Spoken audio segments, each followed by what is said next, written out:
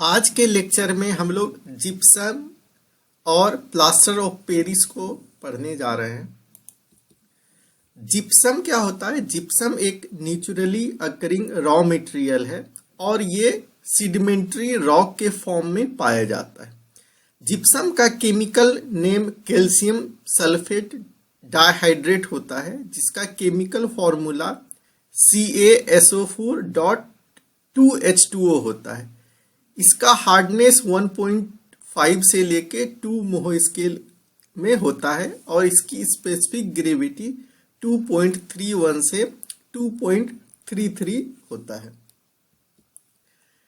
Gypsum पर heat का प्रभाव क्या होता है कि जब हम लोग जिप्सम को लेते हैं और इसको हीट करते हैं, जब टेम्परेचर इसका 128 डिग्री से लेके 171 डिग्री के बीच रिएक्ट करता है और ये CaSO4.2H2O फॉर्म करता है और यही प्लास्टर ऑफ पेरिस होता है। बाकी जो है 1.5 H2O ये गैस बन के बाहर निकल जाता है। तो प्लास्टर ऑफ पेरिस बनाने के लिए हम लोग जिप्सम को हीट करते हैं। फर्दर यदि हम लोग टेम्परेचर इंक्रीज करते हैं और जब टेम्परेचर रेंज 800 से लेके 1000 डिग्री सेंटीग्रेड पर चला जाता है तो ये कैल्शियम सल्फेट फॉर्म करता है। तो यहाँ देखिए CaSO4.2H2O था ये, और हम लोग और हीट किए तो CaSO4+12H2O बनाया। तो हमें यहाँ क्या मिला?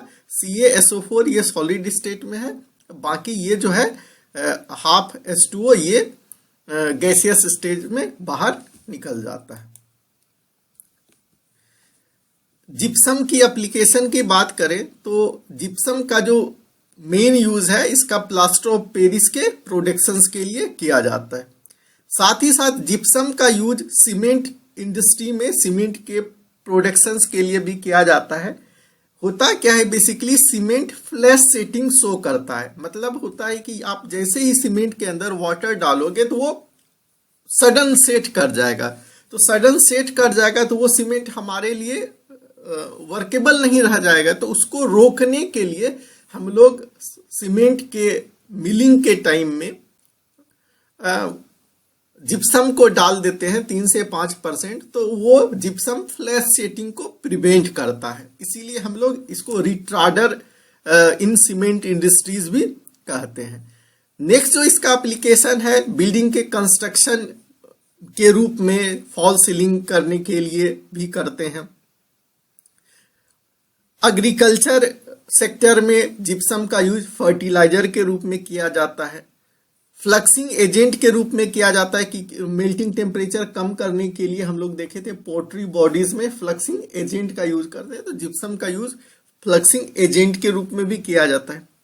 बहुत सॉफ्ट होने के कारण हम लोग देखे कि इसका जो हार्डनेस था 1.5 से लेकर 2 मोह स्केल के बीच था, इसीलिए इसका यूज पेपर और टेक्सटाइल इंडस्ट्रीज में एज ए फीलर किया जाता है। जो पोर्स हो जाते हैं उसको फील करने के लिए एज ए फीलर किया जाता है। नेक्स्ट है plaster of Paris. Plaster of Paris एक व्हाइट कलर का पाउडर मटेरियल होता है जो कि हाइड्रेटेड कैल्शियम सल्फेट होता है या कैल्शियम सल्फेट हेमीहाइड्रेट होता है, और इसको हम लोग जिप्सम के कैल्सिनेशन से प्रोड्यूस करते हैं। प्लास्टर ऑफ पेरिस को जिप्सम प्लास्टर के नाम से भी जाना जाता है।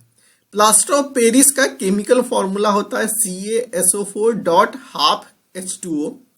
जिप्सम को जब हम लोग 128 से 171 डिग्री सेंटीग्रेड पर हीट करते हैं तो ये वाटर मॉलिक्यूल को लूज करता है और कैल्शियम सल्फेट हेमीहाइड्रेट का फॉर्मेशन करता है, जो कि प्लास्टर ऑफ पेरिस कहलाता है।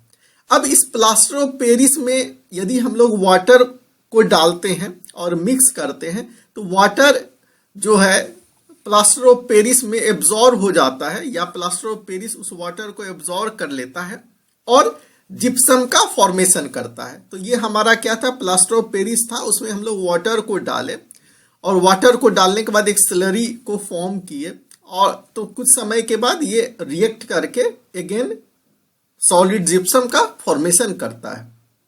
ये क्या है? CaSO4.2H2O, ये है हमारा जिप्सम।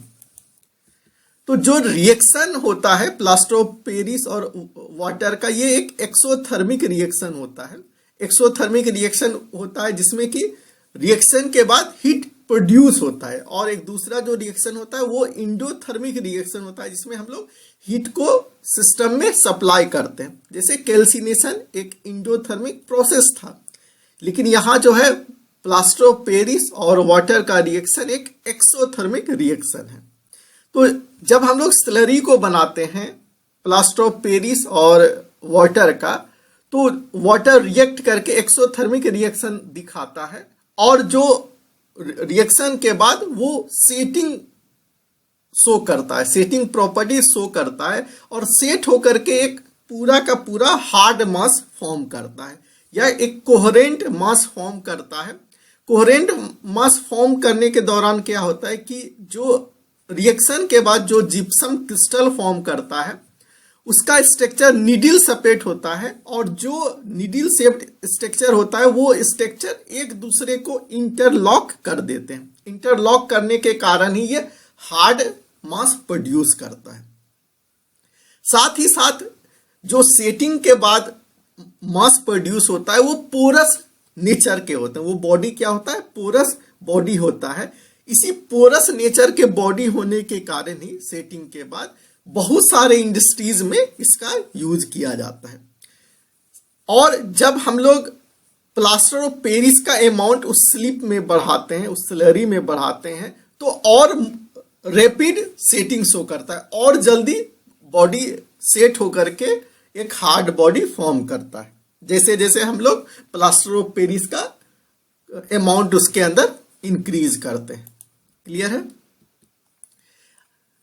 प्लास्टर ऑफ पेरिस के एप्लीकेशन की बात करें तो हम लोग प्लास्टर ऑफ पेरिस का यूज स्लिप कास्टिंग के लिए मोल्ड को बनाने के लिए करते हैं। अभी हम लोग कहें कि जो प्लास्टर ऑफ पेरिस से हम लोग बॉडी बनाए वो पोरस नेचर का है, और जो slip casting generally pottery industries में करते हैं, उस पोट्री इंडस्ट्रीज में स्लिप बनाते हैं क्ले क्वार्ज और फेल्डस्पार को लेकर के। क्ले क्वार्ज फेल्डस्पार को लेकर के वाटर मिक्स करके और स्लिप बनाते हैं, तो उसमें क्या होता है कि कोई सेटिंग प्रॉपर्टीज या सेल्फ सेटिंग प्रॉपर्टीज नहीं पाई जाती है, जैसा कि प्लास्टर ऑफ पेरिस में पाया जाता है। अब उस स्लिप से हम लोगों को बॉडी बनाना हो, तब हमें क्या करना होगा, वाटर को रिमूव कराना होगा किसी टेक्निक का यूज करके। तब उस केस के लिए हम लोग प्लास्टर ऑफ पेरिस का मोल्ड का यूज करते हैं। उस मोल्ड के अंदर उस स्लिप को यदि डालते हैं तो समय के साथ उस स्लिप से वाटर एब्जॉर्ब होते रहता है उस प्लास्टर ऑफ पेरिस मोल्ड के द्वारा, और कुछ समय के बाद एक सॉलिड बॉडी हमें मिल जाता है, या होलो शेप का बॉडी हमें मिल जाता है। तो एक ये था कि प्लास्टर ऑफ पेरिस का मेजर जो यूज है पोट्री इंडस्ट्रीज में मोल्ड के फॉर्मेशन में करते हैं। दूसरा जो है प्लास्टर ऑफ पेरिस का यूज डेकोरेशन प्रोडक्ट बनाने के लिए हम लोग करते हैं, कि बहुत सारे डेकोरेटिव बॉडीज होते हैं, स्टैचूज होते हैं, उन सब को बनाने के लिए करते हैं। ये भी बहुत लाइट वेट का मटेरियल है, प्लस इसका जो है कार्विंग बहुत आसान होता है, इस पर इसका शेपिंग बहुत इजी होता है, ये बहुत फाइन मटेरियल है, इसीलिए हम लोग डेकोरेशन प्रोडक्ट बनाने के लिए करते हैं।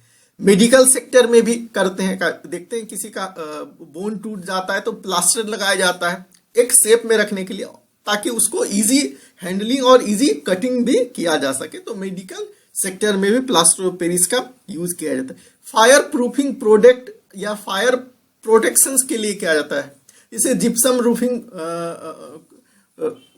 क्लॉथ्स होता है जहां पे फायर के चांसेस हैं, तो उस पर प्लास्टर ऑफ पेरिस की कोटिंग करके हम लोग फायर प्रूफ बना सकते हैं। साथ ही साथ आजकल इसका यूज 3D प्रिंटिंग के लिए भी किया जाता है। आप लोग देखे होंगे कि जो 3D प्रिंटर्स आ रहे हैं, जिसके की मदद से हम लोग बहुत सारे आइटम्स बना सकते हैं, हाउस होल्ड आइटम्स बना सकते हैं। उन सब में भी आजकल प्लास्टर ऑफ पेरिस का यूज किया जाता है। Thank you.